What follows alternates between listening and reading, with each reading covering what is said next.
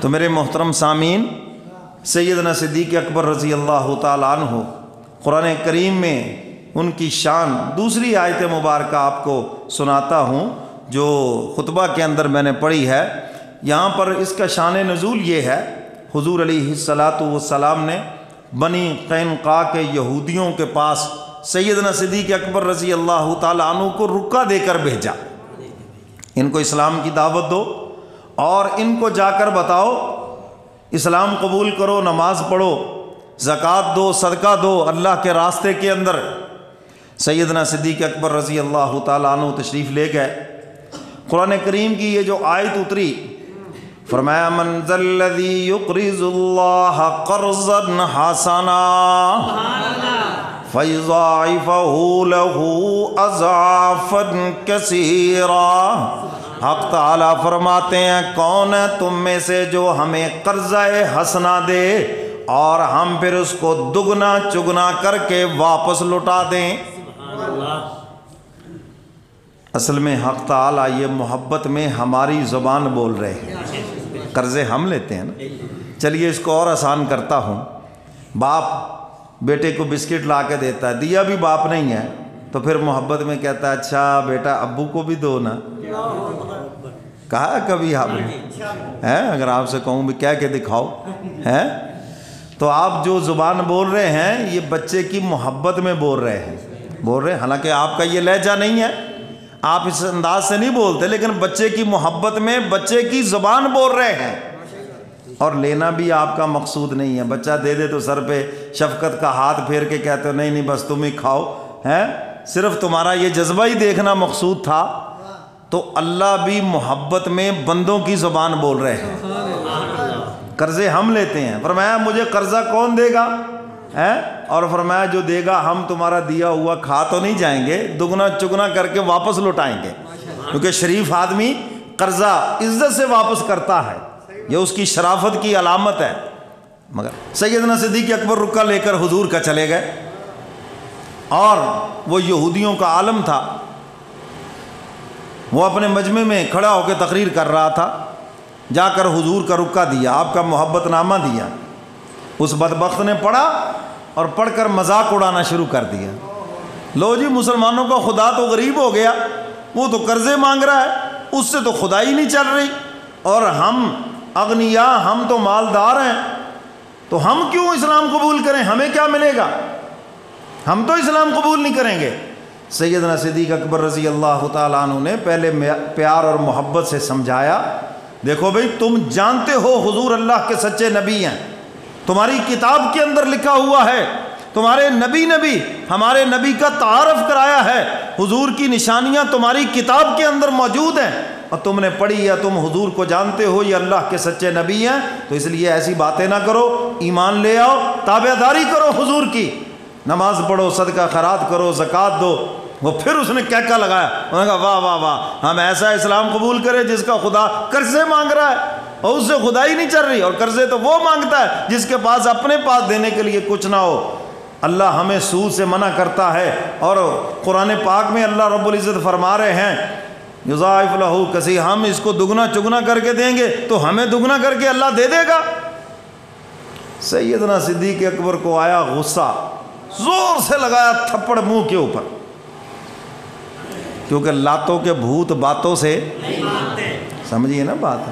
ہاں آج بھی ایسے گل تو تورے ہیں یا نہیں، مذاق اڑاتے ہیں علماء کا، دین کا۔ یاد رکھو دین کی کسی بات کا بھی جو مذاق اڑاتا ہے وہ کافر ہو جاتا ہے، دارہ اسلام سے خارج ہو جاتا ہے۔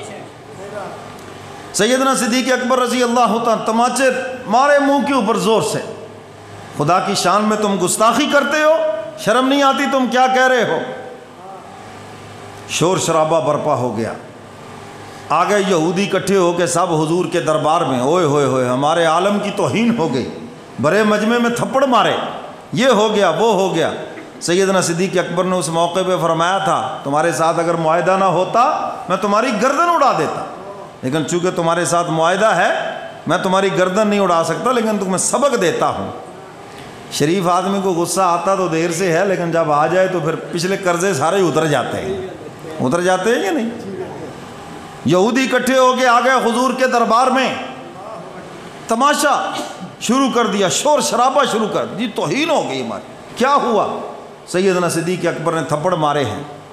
سیدنا صدیق اکبر رضی اللہ تعالیٰ عنہ کو بلایا گیا، پوچھا ابو بکر یہ لوگ کیا کہہ رہے ہیں؟ عرض کیا اللہ کے محبوب بالکل ٹھیک ہے، ساری بات بتائی کہ اللہ کی شان میں اس نے گستاخی کی ہے اور اس پر مجھے غصہ آیا تو میں نے تھپڑ مارے ہیں۔ حضور نے فرمایا گواہ؟ کیونکہ وہ تو مکر گئے، کہنے لگے ہم نے تو کہا ہی نہیں کہ اللہ میاں فقیر ہے اور ہم نے تو کہا ہی نہیں، وہ مکر گئے۔ میرا خیال یہ یو ٹرن یہیں سے شروع ہوا ہے، سب سے آسان کام ہے، جو مرضی اوٹ پٹانگ کر کے مکر جاؤ، بات ختم۔ مکر گئے، یو ٹرن لے گئے، جی ہم نے تو کہا ہی نہیں، گواہ لاؤ بھائی۔ حضور علیہ السلام نے فرمایا کل تک موقع ہے ابو بکر، دربار رسالت کل کو سجے گا اور تم اپنے گواہ پیش کرو، اگر گواہ نہیں پیش کرو گے تو پھر یہ عدل محمدی ہے، میں انصاف نہیں کروں گا تو پھر اس دھرتی پہ انصاف کرے گا کون؟ فرمایا کہ پھر تھپڑ تمہارے چہرے کے اوپر یہ یہودی ماریں گے، انتقام لیں گے۔ سیدنا فاروق اعظم عرض کرتے ہیں اللہ کے محبوب کیا ہماری آنکھوں کے سامنے صداقت کے چہرے کے اوپر تھپڑ، یہ کیسے ہو سکتا ہے؟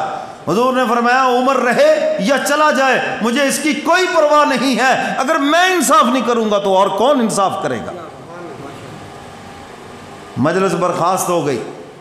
سیدنا عثمان غنی رضی اللہ تعالیٰ عنہ رات کو تشریف لے گئے یہودیوں کے پاس اور ان سے جا کے کہا یہ خالی چیک لے لو، جتنے پیسے لینے ہیں لے لو، نہ ہمیں پریشان کرو۔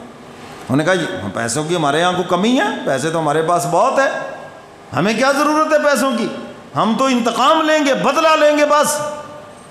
یا تو ابو بکر گواہ پیش کر، اب گواہ کہاں سے لائیں؟ سارا یہودیوں کا مجمع سارے ایکا کر گئے، سب ایکا کر، گواہ کہاں سے لائیں؟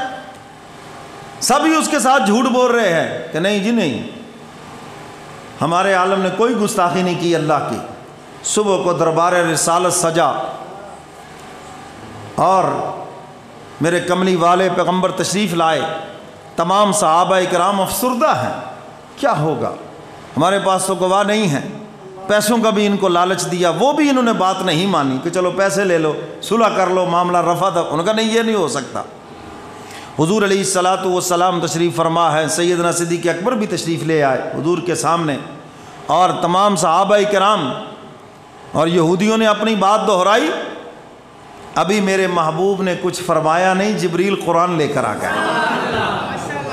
یہاں سے پتہ چلتا ہے عظمت صدیق کا، سیدنا صدیق اکبر کی شان کا یہاں سے پتہ چلتا ہے۔ فرمایا لقد سمع اللہ قول الذین قالوا ان اللہ فقیر ونحن اغنیاء۔ حق تعالیٰ فرماتے ہیں البتہ تحقیق سن لی ہے تیرے رب نے یہ بات ان لوگوں کا قول جنہوں نے کہا ہم مالدار ہیں اور اللہ فقیر ہے۔ ہم مالدار ہیں، اللہ گواہی دے رہے ہیں کہ میں نے سن لی ہے۔ کس نے سنی؟ لقد سمع اللہ قول الذین قالوا ان اللہ فقیر ونحن اغنیاء سنکتب ما قالوا وقتلهم الانبیاء بغیر حق وَنَقُولُ ذُوقُوا عَذَابَ الْحَرِيقِ۔ حق تعالیٰ فرماتے ہیں ان قریب ہم یہ بات لکھ لیں گے اسی نامہ اعمال میں، قیامت کے دن جب ان کو سزائیں ملنی ہیں، جہاں ان کے اور جرائم ہیں وہاں ایک جرم یہ بھی ہے، اور انہوں نے انبیاء علیہ السلام کو ناحق شہید کیا ہے، اور قیامت کے دن انہی لوگوں کے لیے اعلان ہے کہ جہنم کا دردناک عذاب چکھو۔ حق تعالیٰ کی طرف سے جب یہ گواہی آ گئی، سب سے پہلے سیدنا عثمان غنی، سیدنا فاروق اعظم نے سیدنا صدیق اکبر کو سینے سے لگایا، مبارک ہو، عرش بری سے تمہاری تطہیر کا اعلان ہوا، عرش بری سے گواہی آئی ہے۔ حضور علیہ السلام نے فیصلہ فرما دیا۔ میرے محترم سامعین، ایک اور بات کی بھی وضاحت کر دوں، وَقَتْلَهُمُ الْأَنْبِيَاءَ بِغَيْرِ حق، اس آیت مبارکہ میں حق تعالیٰ فرما رہے میرے محبوب ان کی بات کرتے ہیں جنہوں نے انبیاء علیہ الصلاۃ والسلام کو ناحق قتل کیا۔ حالانکہ یہ جو مدینے کے یہودی تھے انہوں نے تو قتل نہیں کیا تھا، قتل تو کیا تھا پہلے جو یہودی تھے، تو ان کا تذکرہ کیوں ہوا کہ انہوں نے ناحق قتل کیا ہے؟ یہ ان کے قتل کے اوپر راضی اور خوش تھے۔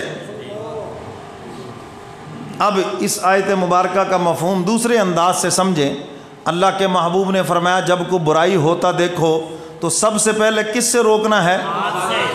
طاقت سے، طاقت سے روکو۔ گھر کے سربراہ ہو، خاندان کے سربراہ ہو، بڑے ہو، تو سب سے پہلے کس چیز سے روکنا ہے؟ طاقت سے۔ اور اگر طاقت نہیں ہے تو پھر زبان سے روکو، منع کرو، چھوڑ دو بھی، چھوڑ ہٹ جاؤ، یہ برا کام ہے، چھوڑ دو۔ اور تیسرے نمبر پر فرمایا دل میں برا جانو، دل میں بولو، دل میں۔ اور اس کو کیا کہا؟ ذالک اضعف الایمان، یہ ایمان کا کمزور ترین درجہ ہے۔ اب آئے گی اس کی وضاحت۔ اگر تم نے اس کو دل میں برا نہ جانا تو تمہارا شمار بھی انہی میں سے ہوگا، ان یہودیوں کی طرح جنہوں نے اس کو برا نہیں جانا بلکہ خوش تھے۔ اچھا کیا کہ انبیاء علیہ الصلاۃ والسلام کو ہماری قوم نے شہید کیا، اس کو اچھا سمجھنے کی وجہ سے یہ بھی اس عذاب کے مستحق ہیں اور اس گناہ میں شامل ہیں۔ بالکل اسی طرح جس گناہ کو ہم میں سے کسی نے اچھا سمجھا، اللہ اس کو بھی اس میں شامل کریں گے اور برابر کی اس کو سزا دیں گے۔ شادی بیاہ کے موقع پر مخلوط اجتماع، مردوں کا اور عورتوں کا، اور وہاں پہ ڈانس پارٹیاں، اگر اس کو آپ اچھا سمجھ رہے ہیں، باوجود حاجی ہونے کے، نمازی ہونے کے، دیندار ہونے کے، یاد رکھنا پھر غضب الہی سے آپ نہیں بچ سکتے۔ پھر وہی زلزلے جو رات بھی آیا، پورا ملک ہل گیا۔ میں تو آج سمجھ رہا تھا شاید مسجد میں پاؤں رکھنے کی جگہ نہ ملے، کہ سارا ملک ڈر کے مسجدوں میں آ جائے گا، توبہ استغفار کے لیے آ جائے گا، سارے ہی خدا سے ڈر جائیں گے۔ لیکن وہ تھوڑی دیر سوشل میڈیا پہ چلا اور اس کے بعد ہم وہی ہمارا طریقہ اور وہی جو سلسلہ پرانا ہے وہیں کھڑے ہیں۔